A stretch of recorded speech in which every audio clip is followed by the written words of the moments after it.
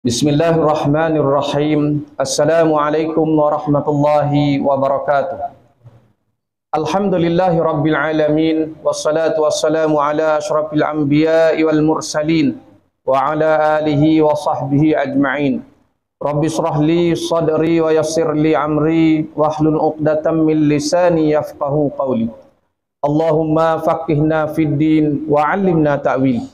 Allahumma faqihna fid din wa 'allimna ta'wil. Allahumma faqihna fid din wa 'allimna ta'wil.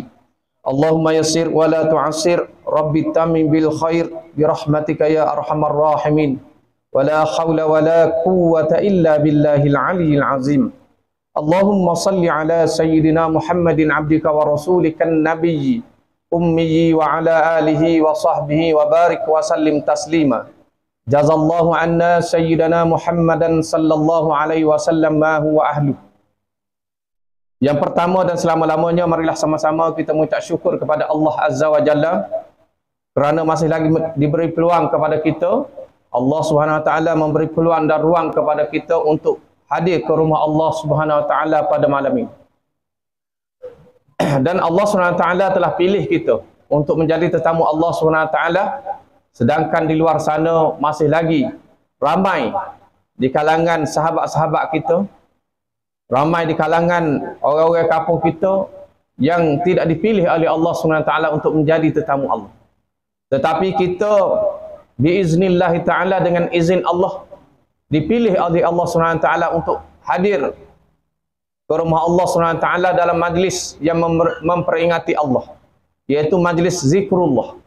Satu majlis yang amat disukai oleh Allah SWT dan amat disukai oleh para malaikat Allah Subhanahu wa taala, dan ia merupakan satu majlis maghfirah, satu majlis keampunan yang Allah Subhanahu wa taala janjikan kepada hamba-hambanya yang apabila berada dalam majlis ilmu, majlis mengingati Allah Subhanahu wa taala, maka Allah Subhanahu wa taala akan mengampuni akan dosa-dosa kecilnya sepanjang kita berada dalam majlis mengingati Allah ini.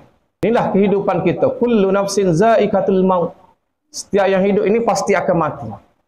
Jadi kita semua ni bakal mati. Kalau bakal hidup tak apa. Yang merisaukan kita bakal mati. Suatu hari nanti kita nak mati ke tak si mati ke, terpaksa kita berhadapan dengan kematian. Dan inilah satu perkara yang merisaukan kita dan merusingkan kita. Apa? Sebab kematian ini akan menjemput kita pada bila-bila masa sahaja. Ini kita boleh berada dalam majlis ilmu, majlis mengingati Allah. Kita tak ada pasti malam ni kita dapat hidup ke lagi ataupun pagi esok tak ada. Kata ulama, kehidupan kita ini dalam 3 hari. Hari semalam ataupun hari kemarin, iaitu hari-hari yang telah kita lalui dan dia telah meninggalkan kita. Makin jauh dan tidak akan kembali lagi masa tersebut. Hari kedua ialah hari yang kita hadapi sekarang ini. Alhamdulillah kita dapat nikmati hari ini, dan hari ketiga ialah hari esok atau hari seterusnya yang tidak ada kepastian lagi. Sama ada kita dapat menikmati hari-hari tersebut ataupun inilah hari terakhir kita. Jadi dalam kehidupan kita, kita kena sentiasa ingat pada mati. Apa? Sebab kematian ini akan himpit kita, akan attack kita pada bila-bila masa sahaja. Dan kata ulama, dalam riwayat mengatakan Israel akan turun melihat hamba-hamba Allah SWT sebanyak 70 kali sehari. Tengok takut termis. Si fulan bin si fulan ni habis dah masa dia. Kalau dah habis maka berakhirlah riwayat dia. Malaikat yang menjaga rezeki akan ke utara, selatan, timur dan barat mencari rezeki kita. Takut-takut ada lagi celah-celah mana. Tapi apabila dia cari, tak ada dah rezeki kita. Maka itu menandakan kita terpaksa berhadapan dengan Malikul Maut. iaitu terpaksa berhadapan dengan kematian. Kita berada di rumah kita untuk menunaikan solat maghrib dan isyak, tetapi ramai di kalangan kita kerana kecintaan dunia yang terlampau, maka mereka sekarang ini masih berada di jalan raya. Mereka sekarang ini masih berada di hotel. Mereka sekarang ini masih berada di mana-mana yang sepatutnya mereka itu tidak ada. Pada malam ini kita akan memperkatakan berkaitan dengan kematian. Apa?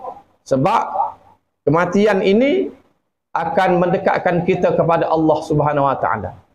Pada hari raya Aidil Adha yang kedua, sebuah bas yang dinaiki oleh pelajar UPSI dalam perjalanan untuk pergi ke UPSI telah terlibat dengan satu kemalangan yang amat menyedihkan dan mengerikan. Cuba kita bayangkan, anak-anak ini telah dihantar oleh keluarga mereka, oleh ayah ibu mereka, dan mereka bersalaman antara satu sama lain, dan tidak pernah terfikir di benak mereka, mereka akan berpisah buat selama-lamanya. 13 orang telah mati di tempat kejadian, 2 lagi dalam perjalanan. Maknanya kehidupan kita ni, jangan tunggu, aku muda lagi, lama lagi mati. Tapi sampai masa, tidak akan lebih walaupun sesaat, tidak akan kurang walaupun sedetik, akan diambil oleh Allah SWT dan kita akan pergi menghadap Allah SWT. Kalaulah kehidupan kita ini mati sebagaimana binatang-binatang ternak, tak apa. Sebab apa? Sebab binatang ternak tidak akan dihisap di akhirat kelak. Tetapi manusia dan jin serta syaitan sekalipun, tak, yang asalnya Azazil syaitan, tok guru segala malaikat, tetapi dengan sifat keangkuhan, keegoan yang ada apabila Allah SWT perintahkan untuk sujud kepada Adam alaihissalam dengan arti kata sujud hormat, bukan kata sujud sembah, maka semua sujud malaikat illa iblis, melainkan iblis. Apa? Sebab ego. Dia kata, wahai Allah, bagaimana aku nak sujud pada Adam, sedangkan Adam dibuat daripada tanah yang hanyir, yang hina, sedangkan aku diperbuat daripada api. Syaitan ni asalnya nama dia Azazil. Diperbuat daripada Allah SWT, buat dia daripada pucuk api. Maka dia rasa hebat, dia rasa bangga, dia rasa mulia dengan ciptaan dia. Maka kita sebagai seorang hamba Allah SWT jangan sekali-kali mengamalkan ataupun menjadikan sifat keegoan yang dimiliki oleh syaitan ini sebagai satu sifat yang ada dalam diri kita. Kita kena minta berlindung dengan Allah SWT agar Allah SWT hindari kita daripada sifat ego, sifat sombong, sifat riak. Kerana itu akan membinasakan kita di akhirat. Adik Nurli Syahirah.